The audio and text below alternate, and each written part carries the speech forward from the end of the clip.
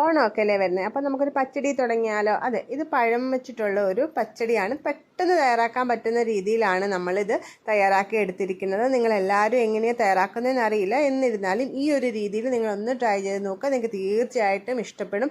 അതുപോലെ തന്നെ പെട്ടെന്ന് ഇത് ചെയ്ത് എടുക്കാനും കഴിയും. അതിന് വേണ്ടി നമ്മൾ അത്യാവശ്യം നല്ല രീതിയിൽ പഴുത്ത ഏത്തക്ക തന്നെ എടുത്തിട്ടുണ്ട്.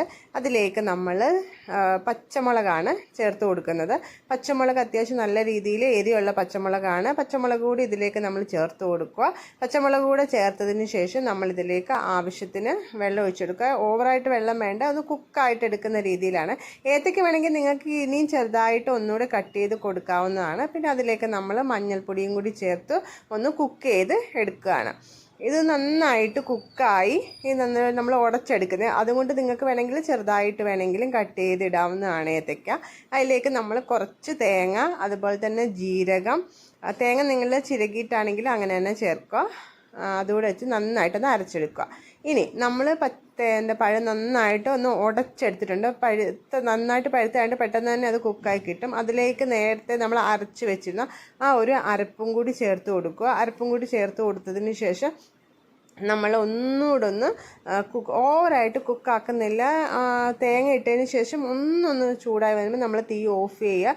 അതിലേക്ക് നമ്മൾ തൈരാണ് ഒഴിച്ചു കൊടുക്കുന്നത്. നിങ്ങളുടെ കയ്യിൽ കട്ട തൈരുണ്ടെങ്കിൽ അത് ഒഴിച്ചു കൊടുക്കുക. എൻ്റെ കയ്യിൽ അത്രയ്ക്ക് അങ്ങ് കട്ട തൈരല്ലായിരുന്നു. അപ്പോൾ അത് നിങ്ങളുടെ ഇതിനനുസരിച്ചിട്ട് കട്ട തൈര് തന്നെ ഒഴിച്ചു കൊടുക്കുക. അതിന് ശേഷം നമ്മൾ ഉപ്പ് വേണമെങ്കിൽ കുറച്ചും കൂടി ഒന്ന് നോക്കിയിട്ട് ചേർത്ത് കൊടുക്കുക. ഞാനൊരു ഇച്ചിരി ഉപ്പും അതുപോലെ തന്നെ ഞാൻ കുറച്ച് മധുരം കൂടി ചേർക്കുന്നുണ്ട്. പഴം പച്ചടിയല്ലേ, അപ്പം ഏത്തക്കയുടെ ആ ഒരു മധുരത്തിനനുസരിച്ചിട്ട് നിങ്ങളുടെ നോക്കിയിട്ട് വേണമെങ്കിൽ ഒരു കുറച്ച് പഞ്ചസാരയും കൂടി ചേർത്ത് കൊടുക്കുക.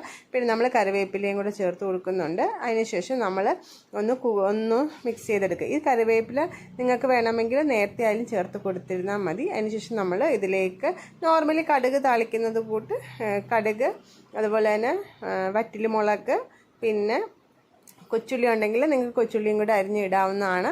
അതുപോലെ ശേഷം കറിവേപ്പിലയും കൂടെ ചേർത്ത് നമ്മുടെ കടുക് താളിച്ച് നമ്മുടെ പച്ചടിയിലേക്ക് ചേർത്ത് കൊടുത്തിരുന്ന പെട്ടെന്ന് തയ്യാറാക്കാൻ പറ്റുന്ന സിമ്പിളും അതുപോലെ തന്നെ ടേസ്റ്റി ആയിട്ടുള്ള പച്ചടിയാണ്. നിങ്ങൾ എല്ലാവരും ഒന്ന് ട്രൈ ചെയ്ത് നോക്കുക. നിങ്ങൾക്ക് തീർച്ചയായിട്ടും ഇഷ്ടപ്പെടും.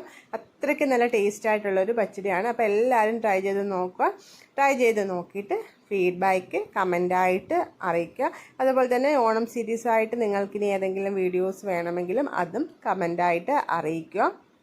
അപ്പോൾ എൻ്റെ ചാനൽ ഇതുവരെ സബ്സ്ക്രൈബ് ചെയ്യാത്തവരാണ് നിങ്ങളെങ്കിൽ എല്ലാവരും ഒന്ന് സബ്സ്ക്രൈബ് ചെയ്ത് സപ്പോർട്ട് ചെയ്യണം. അതുപോലെ തന്നെ ലൈക്ക് ചെയ്യുക, കമൻറ്റ് ചെയ്യുക. അപ്പോൾ അടുത്തൊരു അടിപൊളി വീഡിയോയിലൂടെ കാണുന്നത് വരെ എല്ലാവർക്കും ഓക്കെ, താങ്ക്